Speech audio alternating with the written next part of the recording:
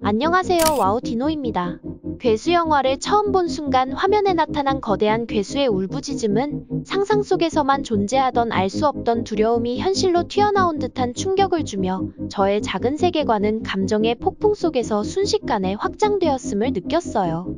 눈앞에서 펼쳐지는 압도적인 파괴와 그 속에서 살기 위해 고군분투하는 인물들을 보며 불안과 흥분이 뒤섞인 설명할 수 없는 긴장이 마음 깊은 곳에서 휘몰아쳤는데요. 무시무시한 존재감에 지배당하면서도 그 무서운 생명체가 어딘가 안타깝고 외로워 보이는 저도 모르게 측은한 감정이 올라오기도 했습니다. 단순한 전율을 넘어 다른 차원의 문을 열어주는 창문이자 긴장 속에 숨겨진 감정들을 발견하게 해주며 더 깊은 몰입감을 선사합니다. 지난 시간에 이어 괴수 특집 순위를 이어가 볼까요? 준비되셨으면 바로 출발하겠습니다. 5위는 고질라, 킹 오브 몬스터입니다. 불의 악마 로단이 깨어나고 로단의 소리를 듣고 제로까지 출현합니다. 두 몬스터끼리 싸우도록 F-35편대가 유인하지만 순식간에 전멸당한 뒤 가까스로 서로를 만나게 해요. 로단을 제압한 제로가 아르고호에 다가가려는 위기의 순간 고질라가 뛰쳐나와 막아서며 제로와 싸우게 됩니다. 극단적인 환경보호주의자인 테러리스트 조직은 인류 문명이 지구를 파괴하고 있으며 타이탄들이 지구의 균형을 되찾을 수 있다고 믿고 있습니다. 그들의 계획에 따라 강력한 타이탄 중 하나인 킹기도라를 깨우고 그의 부름에 다른 타이탄들도 일어나기 시작합니다. 이 작품은 인간의 환경 파괴로 괴수들이 부활했음을 강조하며 고질라가 자연의 수호자로 자리매김하는 과정을 통해 생명체 간의 상호 의존성과 지구 생태계의 중요성을 강조합니다. 4위는 퍼시픽 림, 업라이징입니다. 인류와 카이주 간의 대규모 전쟁이 끝난 지 10년이 지난 후 제이크는 전쟁 영웅이었던 아버지와 달리 무책임한 삶을 살고 있습니다. 예거의 부품을 훔치는 과정에서 카이주에게 가족을 잃고 홀로 살아가는 아마라를 만나요. 그녀는 제이크와 함께 예거 파일럿으로 훈련받으며 새로운 위협에 맞서기 위한 전투에 합류하는데요. 인류는 카이주가 침공할 수 있는 차원 균열을 모두 봉쇄했다고 믿고 있었으나 새로운 차원 균열이 열리면서 카이주뿐만 아니라 새로운 적이 예거 프로그램을 해킹해 악성 예거를 만들어 공격하기 시작한 것입니다. 퍼시픽님의 후속작으로 거대 로봇인 예거와 외계 괴수 카이주의 전투를 그린 SF 액션 영화예요. 로봇과 괴수 간의 전투를 통해 스릴 넘치는 액션을 선보이며 인류의 희생과 협력을 주제로 다루고 있습니다. 3위는 고질라 대 콩입니다. 고질라가 인류의 적으로 돌변해 도시를 파괴하며 영화는 시작됩니다. 이전까지 자연의 균형을 유지하며 인류를 보호하는 수호자 역할을 했지만 갑작스럽게 공격해 사람들을 혼란에 빠뜨려요. 이에 스컬 아일랜드의 킹콩이 고질라와 맞설 수 있는 유일한 존재라는 믿음을 갖고 그를 대결의 장으로 이끌게 됩니다.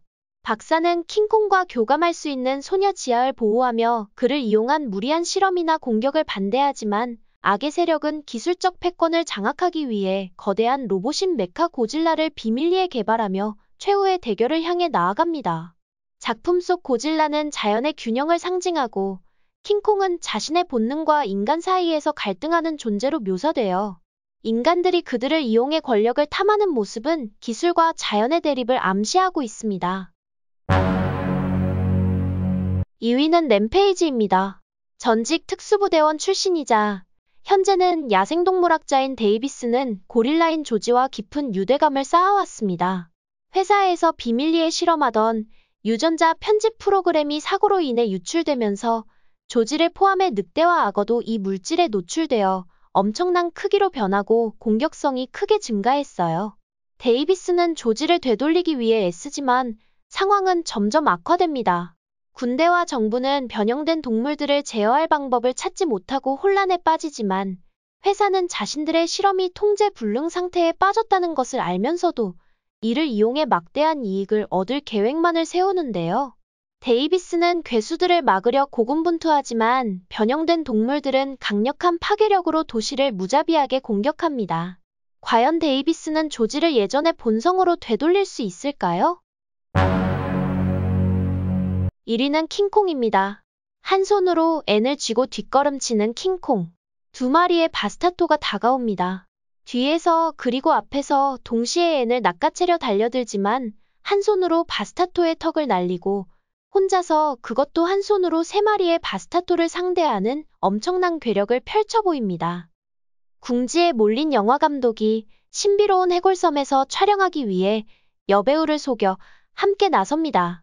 섬에 도착하자 앤은 킹콩에게 납치당하지만 킹콩과 앤은 서로 이해와 감정이 얽힌 특별한 관계로 발전해요.